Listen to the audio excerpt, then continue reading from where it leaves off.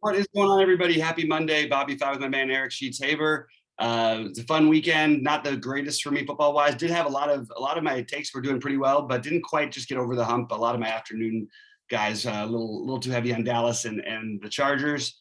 But overall, it wasn't bad. I did well in the showdown. I did really well in golf.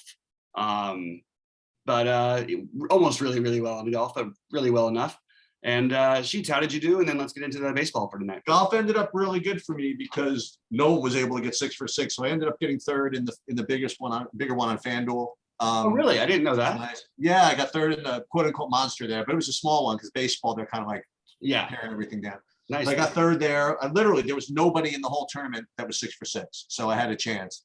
And then I got third, but I really wasn't going to win.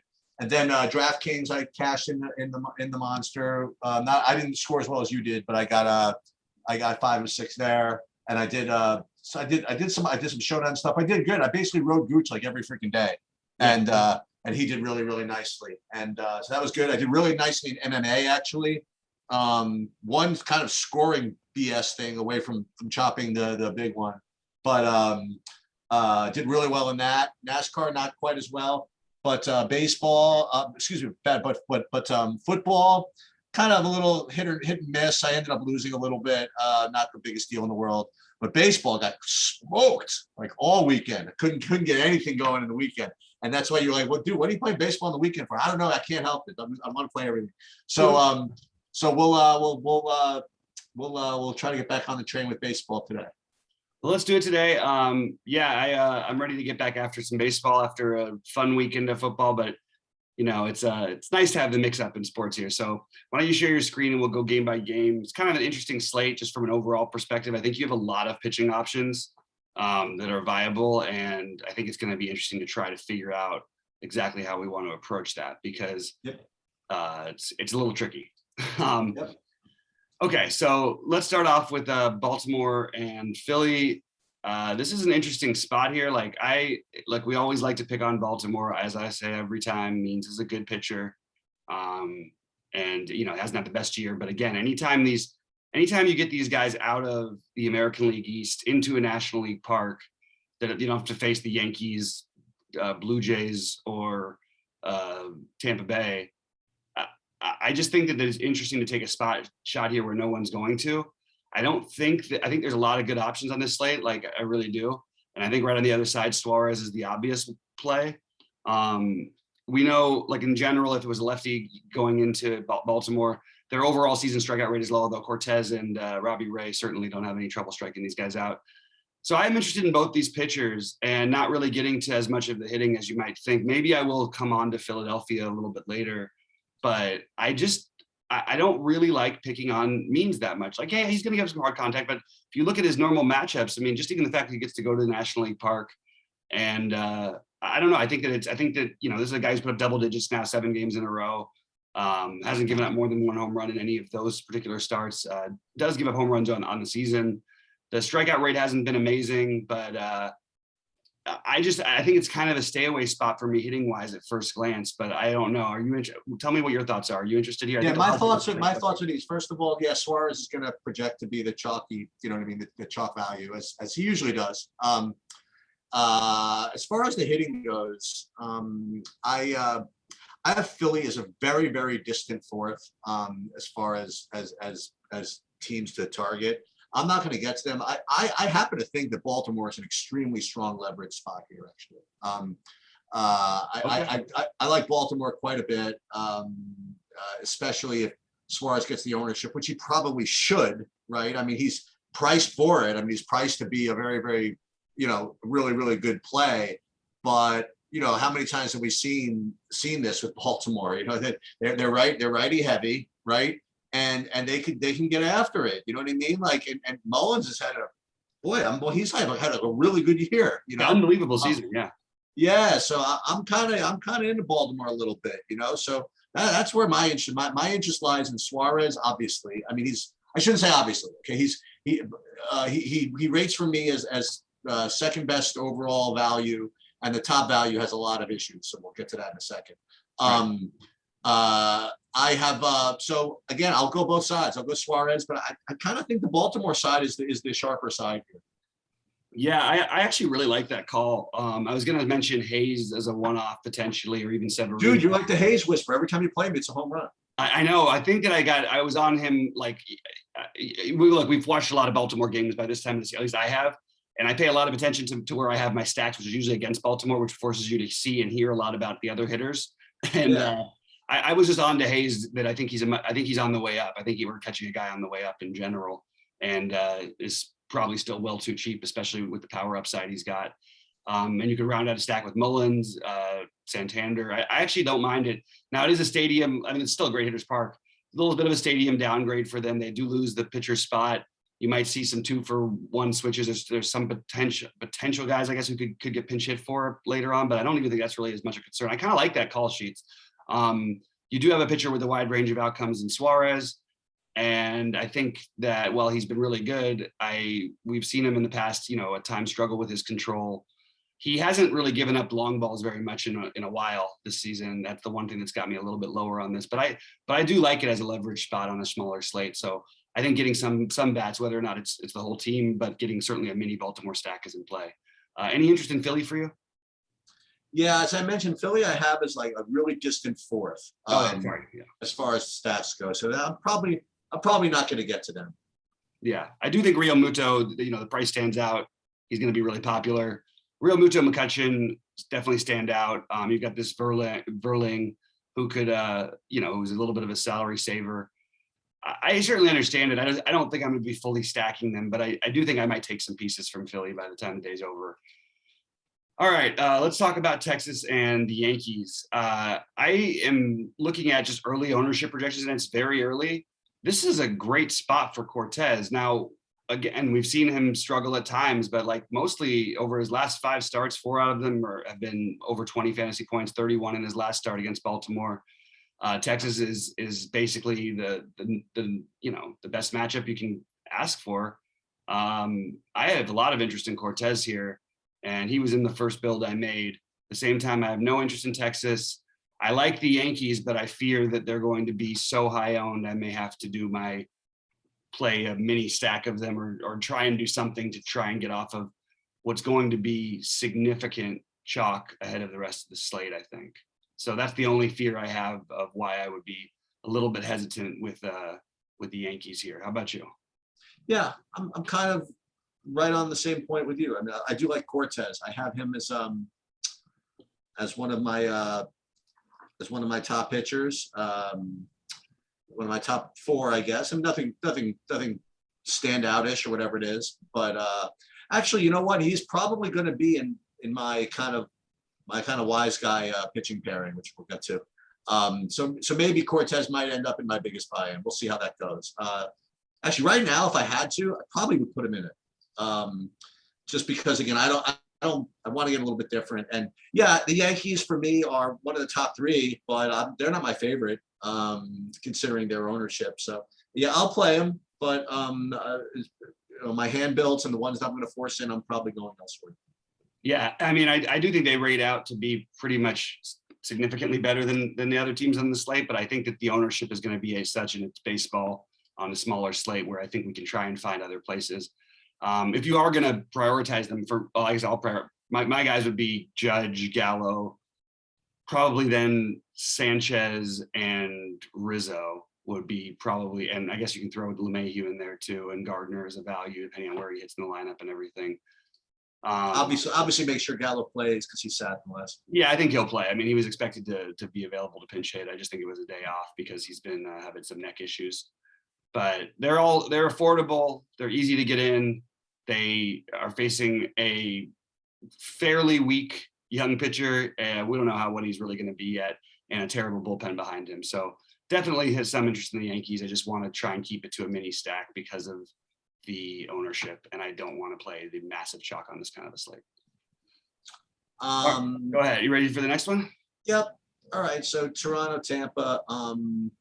So Robbie Ray is certainly one of the top options, if not the top option. And he's been great all year. I mean, can I tell you? If I'm not mistaken, I'm going to probably the Yankees are probably going to have to beat him in a playing game, which is might not be any kind of fun. but we'll see how that goes. Your Yankees still have to qualify there first, but yeah, that's what I mean. Yeah. I know. Well, I mean, yeah, but I mean, if they do qualify, they'll probably have to be Robbie Ray in a playing game. Exactly. No, 100%. So there's that. And I'm not quite getting to Toronto. I guess it's one of those Tampa Bay, like 75 pitcher bullpen games. I guess I'm not sure how it's going to actually work out, but I'm not quite getting to Toronto. I don't know why not, but I'm just not. So for me, it's Robbie Ray and not much of the hitting. So I don't know how long they're going to let Baz go in this game. This is the top prospect in their system, which for some systems wouldn't mean as much as it does for Tampa Bay. When you have a top prospect in Tampa Bay system, that guy might come out and have 11 Ks in 7 innings. I think he's an awesome pivot off of or playing along with Suarez, Baz in this game. Okay. I don't know how it's a skeptical play.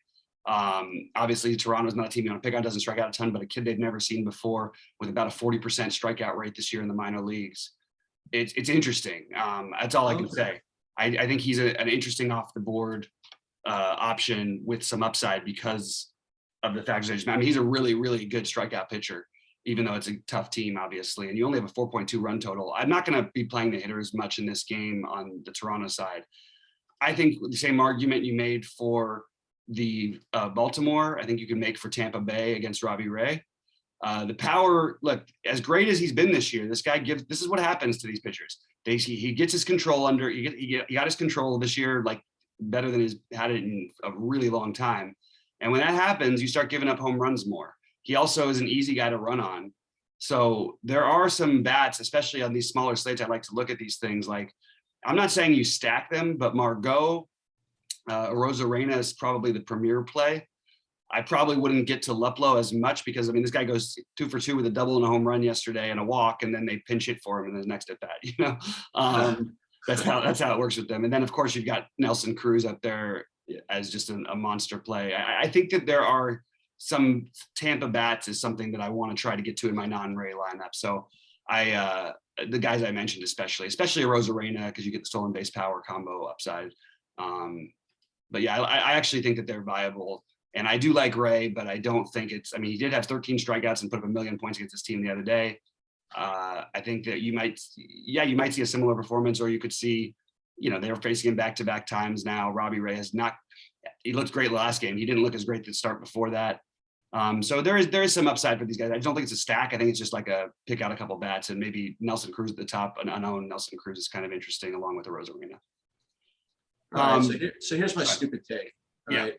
My St. Louis Milwaukee game. Okay, so the following are true. Okay, so I have Peralta rated as the top value play on the slate. I also have him rated as top owned play on the slate. If I was hand building just using my sheets, I would probably put him in. If I was using an optimizer, he'd probably show up. And I think I'm going to play 0. I don't quite get it. Since he's been away, he was limited before he went away. Okay. Yeah. And he went away, he came back, he got roasted, and then he got limited. And he got 29 fantasy points in literally a perfect outing, right? Yep.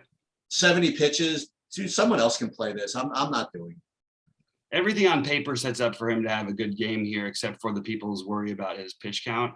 Now, the weird part is, though, they do have a good bullpen, but I don't think they want to go into the postseason thinking we're actually past the point now of where you're going to be limiting your pitchers. Now is when you want to at least get them their 90 plus pitches. So I don't know. I just don't see them continuing to do the same thing with him, would be my guess. I think you're going to see him closer to the 90 pitch mark than you will anything else. Now, is that enough against a St. Louis team that's really struggled against right-handed pitching this season? Maybe. But I would, my natural instinct is kind of to agree with you a little bit, and maybe try to stay a little bit away from him, play Cortez instead at a little bit of a cheaper price tag. For what it's worth, Cortez I think they have the same K prop, and Cortez will certainly be significantly lower owned. So I hear your concerns. I'm still stuck on whether or not what I really want to do with it, to be honest with you. And then I think, on the hitting side of this game, I think Milwaukee will grade out as the third best team behind the Yankees and Astros in terms of numbers. Maybe you could argue for Atlanta, but I certainly like them. I just want to point out again, like we play these guys over and over and over again, and it's not like Yelich hasn't had some okay games, but like Yelich always looks like a great play, always looks too cheap, and really hasn't. I mean, he had a home run in August, at some point. It's been a while. Vogelbach value, I like that. I like his price. Wong and Escobar, I can get behind, and I think they'll be lower owned because of their prices. And then Narvaez at 5.2, which is such a huge quote unquote overpay that I actually have interest in him. So I like their stack, and I think you can get different enough with it, even though they're going to be popular with guys like Adames is going to be really popular. Yelich will be popular. Vogelbach will be fairly popular. I think even Garcia and Wong potentially, but I think Wong will be less so because of the people playing the Yankees, LeMahieu and Altuve.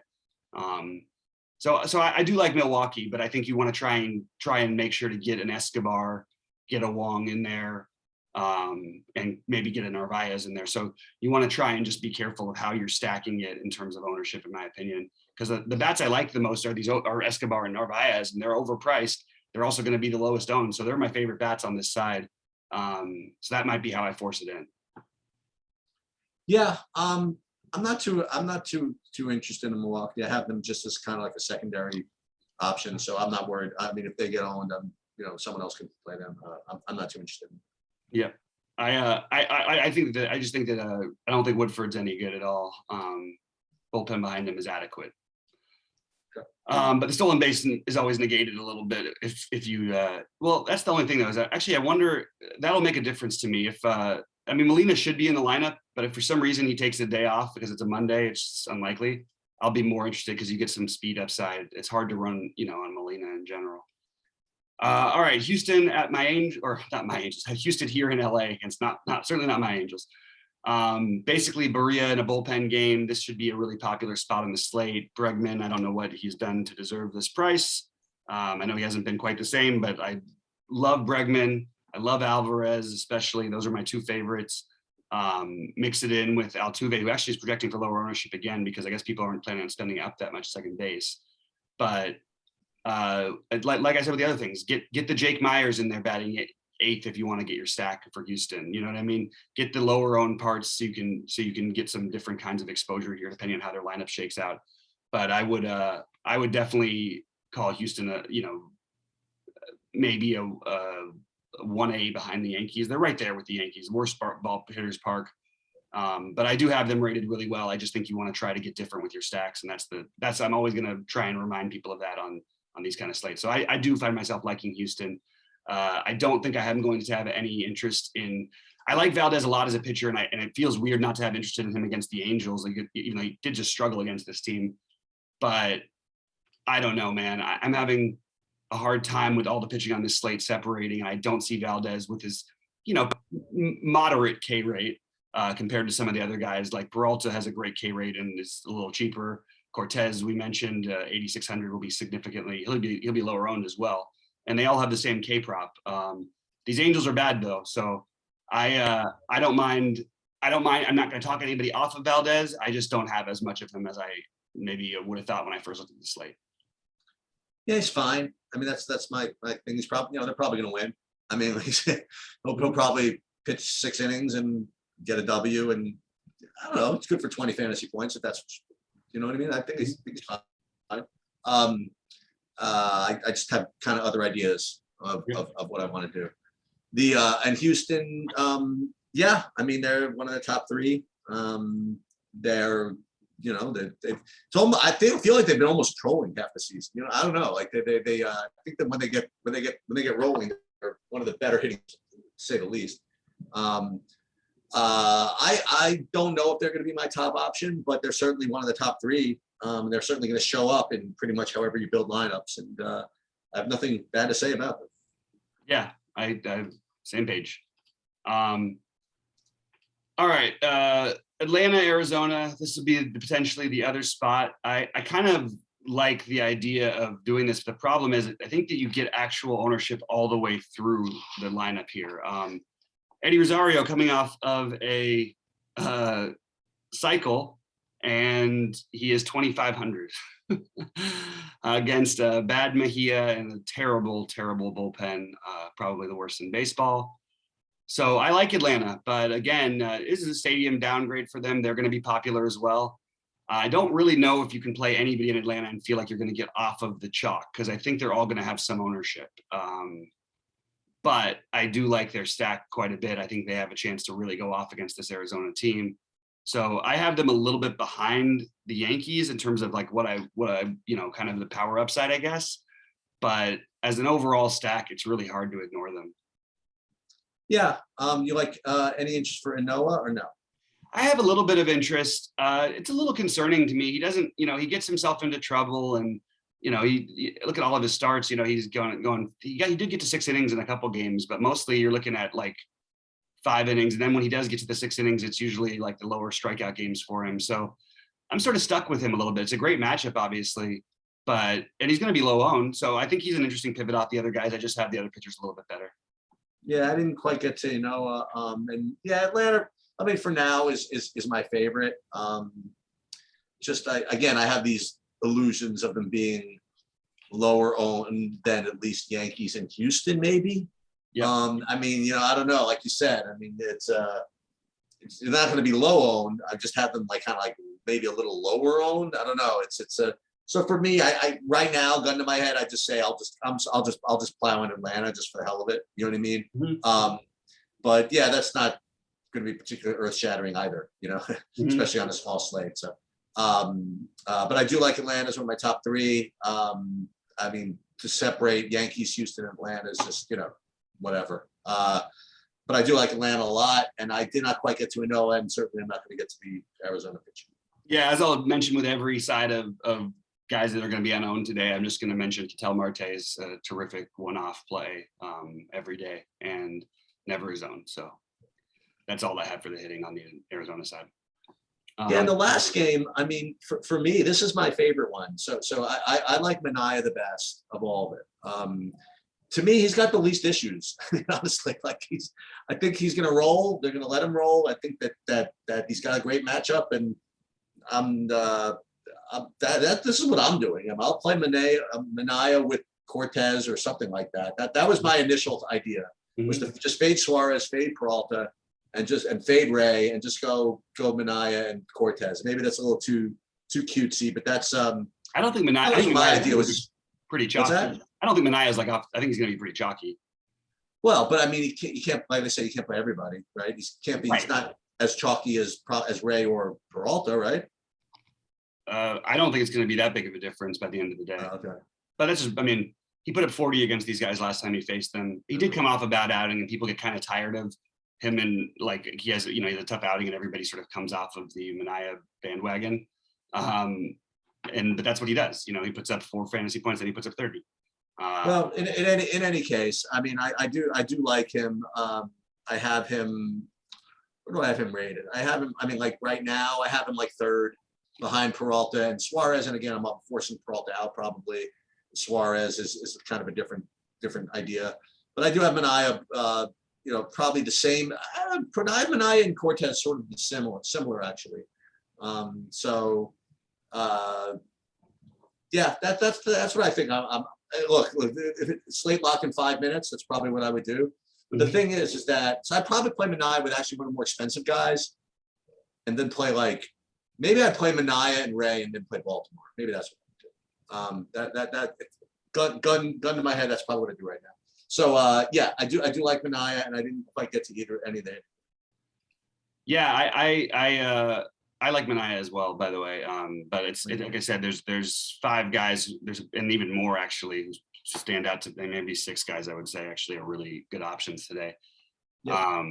In terms of the bats, I don't have a ton of interest in like loading up on Oakland, but like Jed Lowry is a good value play at 2,800. That's partly one of the guys who should get some attention at second base today.